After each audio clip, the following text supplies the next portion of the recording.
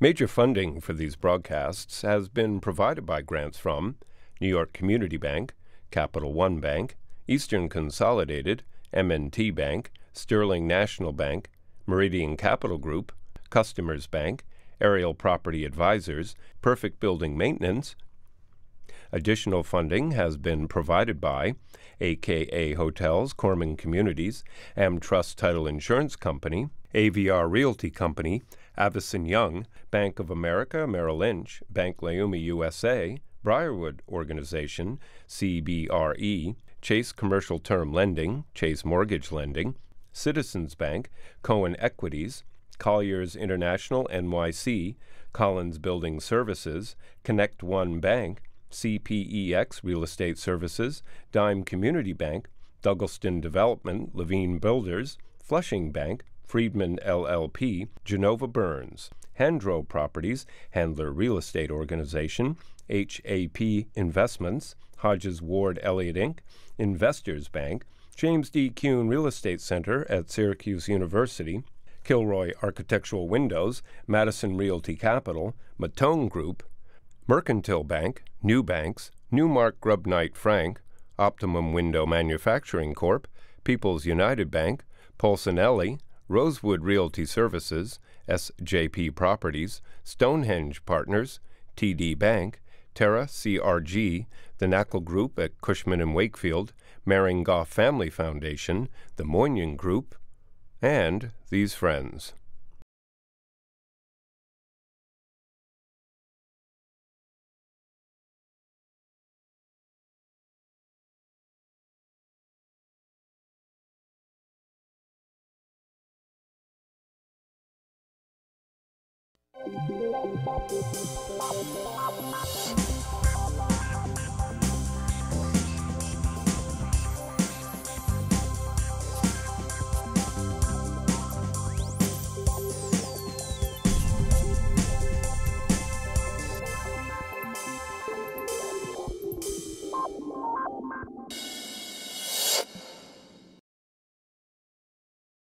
$60 million visitors to the New York City. Lots of people coming here to spend time. Where do they go? They go to the hotels. So today I've assembled the leaders from the hospitality industry and the guy who finances the hotels for my discussion on what's happening in hospitality. My guests today include Herve Houdre, who is the general manager of the InterContinental Hotel Barclay and also the chairman of the board of the Hotel Association of New York City. Larry Korman, who is the president of AKA Hotels and also the co-CEO of Korman Communities. Vijay Dandapani, who is the president and CEO of the Hotel Association of New York City. And last but not least, Jason Lipiec, who is the group vice president and team leader in charge of hospitality for M&T Bank. 60 million visitors. How many new hotel rooms? This year alone, about 6,700 new rooms. Where? Well, mostly Manhattan, but also Brooklyn, and very little elsewhere. So. And how many hotel rooms are in process today? More to come.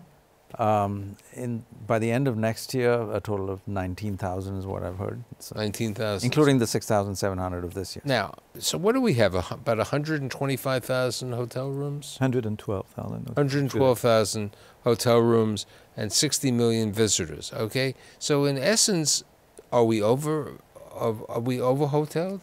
Yes, we're going through oversupply at the moment. You know, I mean, it's a pie, and there are many more pieces to the pie now. So we, of course, you know, there's a bit of oversupply, yes. In all segments? I mean, because Larry has a certain segment, you have a certain segment in your day job. I mean, you have two jobs over there. Right. But do you believe in your segment we have an oversupply now? Well, what happened is that there's a lot more 1, 2, and 3-star hotels which open in Queens, in Brooklyn, as well in Manhattan. So that sort of drained as well the demand for the 4- and 5-star hotels. So everyone is sort of suffering in a way. Larry, I'd say it's even gone 2 or 3 dimensions beyond that. So where we have AK Central Park, we have all these traditional 4-star hotels around us, but then all these added new 4-star hotels since 2014. Then you have the periphery 1, 2, and 3, 4-star hotels, and then you have Airbnb. So it's been working down the line, and everybody's fighting for occupancy and lowering rate, and then a lot of the rate is going to OTAs. For my viewers, explain what the AKA hotels are. We purchase condominiums, full building condominiums. We add hotel services and unique resort amenities for people staying maybe 2 weeks to 3 months. But there was a line drawn in the sand between residential being monthly and commercial zones being daily. So we offer between daily, weekly, and monthly, but it's basically a full residence furnished and appointed. So are your hotels, I mean, specifically, is it only extended stay, or each one offers the daily? All 5 used to be 2 weeks to 3 months, and as soon as the city in May 2011 cut a line in the length of stay, we do have the ones that are in commercial zones geared more towards daily and weekly, and the ones in residential zones geared more towards multiple month stays. So we've sort of a tale of 2 cities since that length of stay. Now, you recently opened up a hotel downtown. Yes, AK Wall Street opened up in October. The restaurant, Blue Ribbon Federal Grill, just opened up, and we're opening up another one by the end of the summer, also downtown. We found that there's a good synergy between the Midtown and downtown markets. So, you know, you brought up the subject of Airbnb. Every day I hear about something either in the blogs or in the news about Airbnb. How you see Airbnb and what effect it has on you, on your other life and your life, and so on, and the consumers. And then I'm going to ask the banker's point of view. Well, let's step back a second and see, you mentioned 60 million visitors. Let's go back to just in the aftermath of the Lehman crisis. There were roughly 78,000, 77,000 rooms in the city at that time, and the visitation was just a tad under 47 million. So it's clearly grown. The rooms have grown, so has the visitation grown.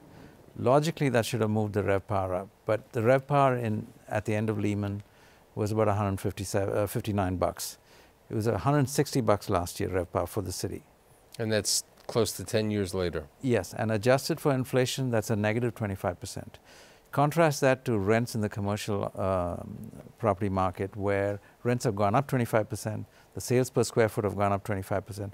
Some places you're getting $1,300 a square foot for commercial office space rentals, whereas the hotel industry has gone the other way.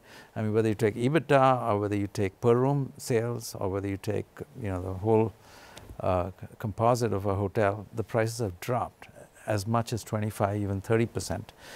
Let's leave out the trophy properties because there's a separate thread that goes over there where you have sovereign wealth funds that are coming in, Qatari money. I point to Herve because his hotel is owned by Qatari money, and they buy it for capital flight reasons and also for capital parking reasons. Very different to, I don't mean to speak for Jason, but very different to how he would vet a hotel deal. So that's accounted for. The long answer to it is by Airbnb, this dark, opaque box that nobody knows, that has a varying target in terms of what the room count is, because they don't list it. Some said 30,000. Last year they crowed that on New Year's Eve they had 40,000 room nights. We were not able to push rate. It's like pushing a noodle up the East River. You just cannot push rate with that kind of a thing that just comes out. How do your members look at Airbnb? Well, Vijay qualified it a bit, but at the same time, we want to say that we are not against Airbnb. We are against the model, of course. We are all for sharing economy. The thing is that we're against people who are making it a commercial business. They're really transforming that, you know, transforming buildings into hotels, and they don't employ, all the employees that the hotel industry employs in New York City, which is about 70. As we were saying before the show, they don't employ anybody. 70,000 people. Yes. In many cases. Economically, they don't bring much to except, of course, to the mom and pop. That's fine, but not to commercial. Yes, against the idea of commercial. I was walking to the studio before, and I saw one of these kiosks in the city. You know, one of these electronic, and it says, the last 9 times I stayed in a hotel, and now it was an Airbnb commercial, that I'm not sitting in a hotel, I'm visiting the place. I'm enjoying myself. I heard that as well, but what about the concierges? You know, we pay concierges to really make our customers discover New York and not just Manhattan or Midtown Manhattan. We pay them, we ask them to really give a quintessential experience of New York. I think both you and Larry, you're doing a lifestyle. Okay, that's what they're getting when they go to the InterContinental or an AKA. You know, they're not getting a budget hotel. They're not getting a Howard Johnson. It's a different market, okay? But as you were saying before the show, there is a need for an Airbnb in upstate New York where there aren't hotels, where there aren't situations, right? Well, there's potentially a need for Airbnb in the city as well. I mean, there could well be people who want to stay with someone while they're in the house, a real New Yorker, and give a New York experience. But that's a model they put out. It's completely far from what the reality is. The empirical evidence points overwhelmingly to people, as Herve was just saying, who are taking entire buildings. I know of buildings in the city which were residential, have been converted into illegal Airbnb listings. This is front and center, something that occupies us in the hotel association. First and foremost, we just want consistently applied rules and regulations. So everybody's playing by the same rules. You know what? Unfortunately, you're going to see a circumstance once that one of these buildings, which is not up to fire code, which doesn't have sprinklers, which doesn't have the requirements, is going to have a fire, and there are going to be, you know, it's like many years ago with the tenements that blew up and had fires. You're going to have that circumstance, and that's when there's going to be an additional negative. As a banker, how do you look at the hospitality market and the effect of Airbnb when you lend money? Well, it's hard to quantify the number, as Vijay and Larry and have all said. So you look at the trends in the occupancies in the RevPAR and you try to extrapolate out. But for us, it's mostly doing business with the people we've known, and you know, we've pulled back and been more cautious in what we're looking at because of the trends. You know, you really have to be careful about how you underwrite, not knowing how many rooms are in that Airbnb pocket and how they're going to continue to affect RevPAR. We would have expected, with 60 million visitors, when, what, 3-4 years ago was 55 million?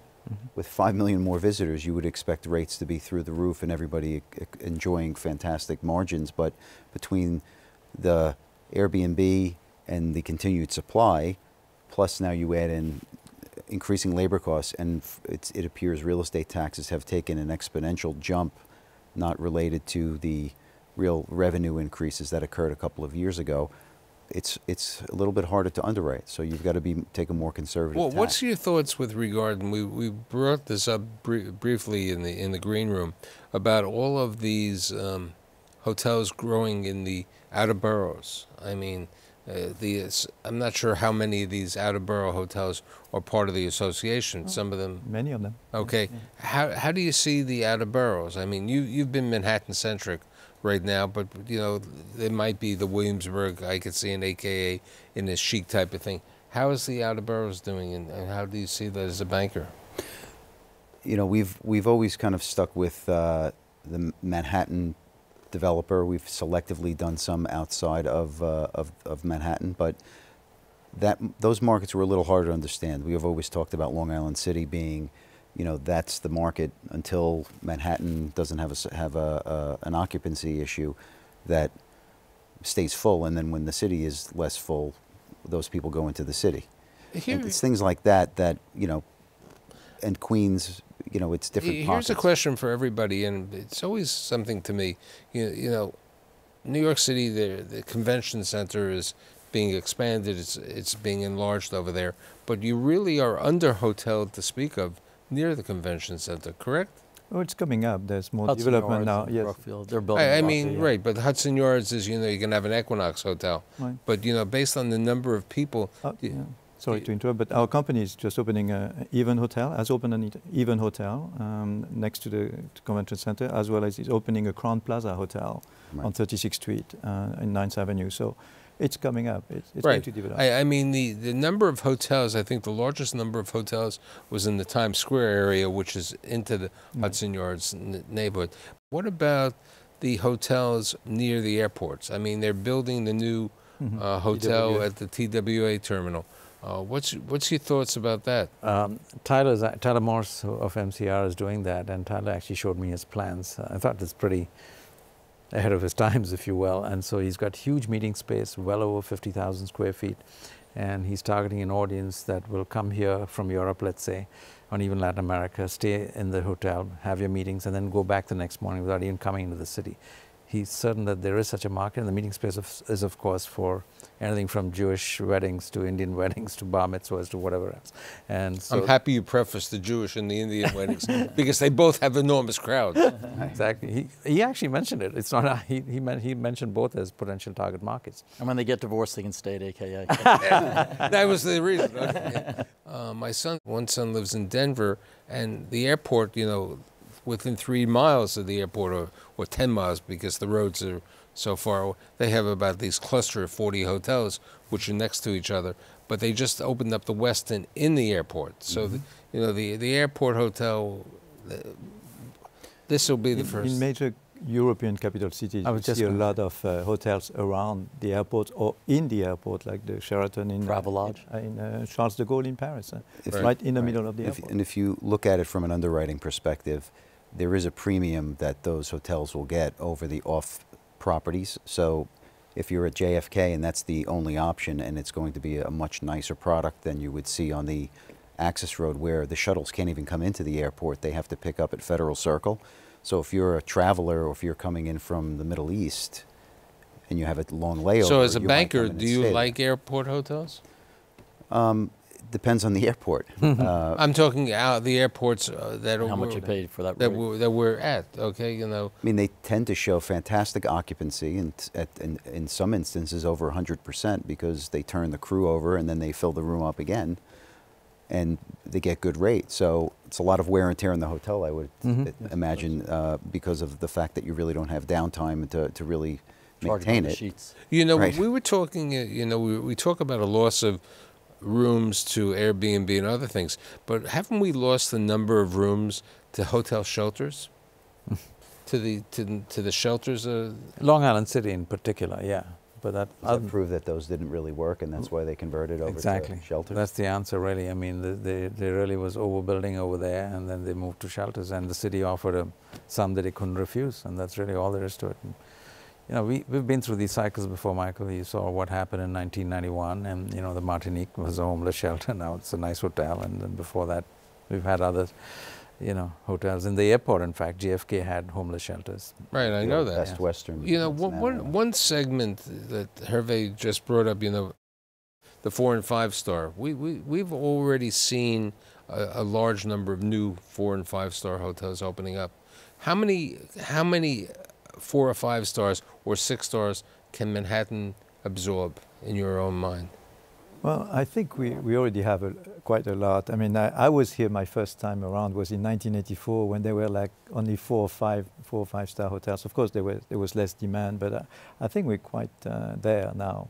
Yeah, because it's pushing them to be 5 or 6 stars. So where you have the Ritz-Carlton Plaza, Four Seasons, St. Regis, Peninsula, then you open up a Baccarat, a One, a Quinn, a Viceroy. It forces them to up their game. I don't know if I'd put Quinn in the same category. I'd say it's a lifestyle. Okay, but new is new. So when you have a new product, Baccarat, I would agree. Oh, the Six Senses, which has now been announced. Right. Amman, and Fifth, the Xenia, the Crown. But so the question is, can the city absorb that type of all those new? It's a bit concerning when I look at other capital cities around the world as well, where, you know, the 5- and 6-star hotels sometimes are sort of oversupplied as well. So you believe it's happening here slowly? It's slowly happening because it's a brand strategy. They want to be in New York. New York is attractive, you know, like when you hear Amman or Six Senses opening a hotel here, you never thought that they could open a hotel. They're mostly resorts, but they want to have an anchor hotel as well in a feeder market. I know that Joe Mornian, not in the hotel business, has put these luxury 60,000 square foot health clubs. I mean, the cost of land, the cost of development in New York City is rather expensive. As you know, going through your this major renovation that you did. How do you attract that special customer? How do you, I mean, Larry, I know we attract the film community, so we have cinemas at each one of our properties where they can watch, they can screen a film they're working on, they can watch it in the comfort of their residence, they can invite other people in. We have a lounge, we have a cafe, it's private to those customers, to those guests. So that exclusivity of having a place where you can get a good meal, a drink, watch a movie. We've added very nice fitness centers. If somebody's staying 2 or 3 days, they may miss a workout, but if they're staying for 2 weeks, 3 months, they want a great wellness experience. So we've added those elements. What's the average stay in your hotel? About 2.3 days. And yours? 2 weeks to 3 months. And what's the industry in New York City? Just under 3, so Under for 3. hotels, yeah. So where are we seeing new hotels being built? I mean, we were talking before about Jamaica, Queens, you know, which really, you know, it's been a gritty, grimy area that nothing has really taken place for years, okay? You know, you have the air train, but that's, you know, that's all you have. You don't have really a live, work, shopping. There's a lot of construction going on there, though. Right. The Wall Street area, I mean, you know. I think repositioning an existing building, whether it's an apartment, condo, or hotel, repositioning that. Our Wall Street was 4 years. It was very expensive. We're doing that in some other properties. So you do see a lot of work going on in New York to reposition older hotels and repurpose them with a new strategy. What about I noticed that there are certain new apps or other situations. Some hotels are now renting, I don't want to say it because it always happened years ago, hotels were being rented for a couple of hours, okay? In the same way as the co-living concept and the co-working concept, there are hotels that are renting during the day. By the hour. By the hour, right, correct. Yes, we've not really looked into it yet. I'm still concerned about the image that certain hotels could give. Right, I'm not saying at the InterContinental. I'm saying in general, there are a number of hotels, including some 4 or 5 stars, who have gone into this. Have you seen that? The OTAs have compressed the booking window to be tighter and tighter, so there is that opportunity to have those apps that, like the Standard Hotel, where that day, like TKTS, you can do that. It's not, I think, what we do. We're trying to pre-book and not do last minute what bookings. I'm talking about a different type. I'm talking about by the hour concept. Well, if you ask me, I think there is a market for that, not of the kind that naturally comes to mind, because in a big city like this, you've got a lot of transient population. I forget the number, but I think something like 5 million people come into New York City every day, and not everyone has an office. WeWork is an example of that, and so they need a place sometimes just to slack off for a couple of hours. If the opprobrium or the stigma weren't there, and of course the labor costs involved, I think there's a real market for someone to just crash out for a couple of hours. I believe there are quite a few who have gone to one of these apps, which is offering different type of programs, you know, that you can rent the room for a couple of hours as a meeting room as opposed to going to a Regis facility and so on. The local 6 housekeeping could be more expensive than what you get in that 1 hour rent. That's correct. The local what? Local 6 housekeeping. I said that. The idea is for people who, you know, go to the gym or are in between planes sometimes, just have one meeting and they don't want to. Now, what about the services that we were talking about, like you said about the Standard? Many people who are budget conscious or something who don't worry about getting a room at the last minute. What is the services on that? What is that called? There are certain apps, same day app, you know. Like the Hotel Tonight? Hotel Tonight. Yeah, more than a couple of them, yeah. But now, how many hotels? A lot of hotels are using it actually, because it's like, you know, you sell your last Right, you use it or lose last it. room opportunity. And what is the discount normally for? It varies It's by the rate that you want to offer. It's usually half price, like TKTS tickets. Have you utilized it? No, we do. Yeah, I mean, in my previous iteration, yes, we did. But I can tell you, a day like today, I don't know if you've checked, a day like today, I can guarantee the discount's no more than 10 or 15%. Pardon me? It's no more than 10 or 15% on a day like today. Okay, but there's certain months that the hospitality industry does well in New York. May, June, July, August, and September, right? Right. And October. It's really, July, August are more for tourists, but it's really May, June, September, October. Right, September, the August. First 2 weeks of December. The first quarter's crickets. Right, the U.S. Open over there. Right. UN General Assembly. With regard to financing, how much of a construction cost are you financing for a hotel? In today's market? Max would be 65%, but if 60 to 65 is still the number that you're still looking at if you're doing it, and it's challenging. How much per room if you?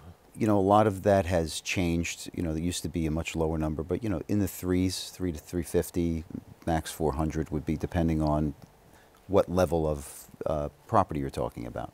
I haven't noticed this year, and maybe I haven't caught it properly, there haven't been that many transactions this year in 2017 for hotel sales. Am I correct, Vijay? Well, 16 fell off by $1 billion. I know that compared to 15. So Right. I mean, I think the number, I think it was $6 billion, and Waldorf, of course, skewed it, but it went down by $1 billion. Now, with regard to places like the Waldorf, do you see more hotels being converted? I know you try to do it on one of your properties, conversion of hotels to condominiums again? Well, There's a law. there's a city law that you cannot transform more than 20% of the hotel inventory into condominium. Wait, If it's more than 150 rooms, it cannot be converted into a different use. And the law is set to expire in June of this year. do you think been the ex- law will be It extended? has been extended for another 2 years.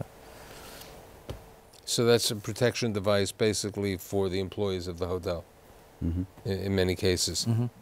But at the same time, the hotel industry is developing so many more hotels that, you know, it does balance actually very A lot of jobs have been positively created. for the members. When the new Waldorf opens, how many rooms will the new Waldorf? I don't think they have really decided yet. It goes between 300 to 400 rooms. So because they had about 1,000 before. 1,400. They had 1,400, yeah. 1,400, and they'll go down to 400 rooms. Right, it's a different model. Now it's more of a real estate model. They want to transfer. So who's picking up that slack from the Waldorf? Was the Waldorf, would you say, a 3 to a 4 star?